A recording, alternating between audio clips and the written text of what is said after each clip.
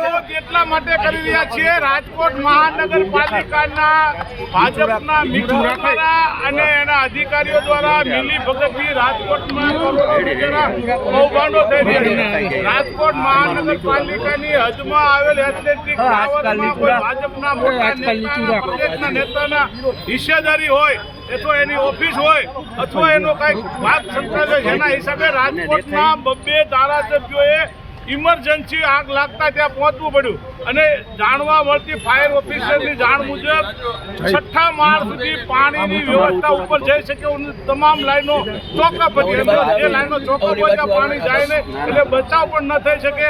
એના માટે રાજકોટ મહાનગરપાલિકાના ફાયરમેનોએ ખૂબ મહેનત કર્યા પછી લોકોનો બચાવ થયો છે અને આ ફાયર જગ્યાએ 3 લોકોના મૃત્યુ થયા છે।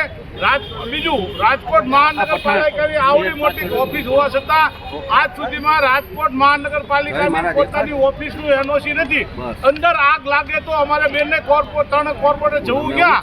કારણ કે અમે અમારા પોતાના બચાવ માટે આ ફાયરનું સેફ્ટી હારે લઈ જઈએ છીએ। નાટક થઈ રહ્યા છે તપાસના, શું કેવું છે? કોઈ તપાસમાં ચોક્કસ સ્પષ્ટતા થતી નથી। મેં આપને કીધું, પ્રદેશના મોટા ગજાના નેતા આમાં હોય એટલે અપેક્ષા રાખવી નહીવત છે। અને એક નાના કોર્પોરેટર, નાના વોર્ડના પ્રમુખ હોય એની જો એમાં નથી તપાસ કરે આમાં ક્યાંથી કરશે?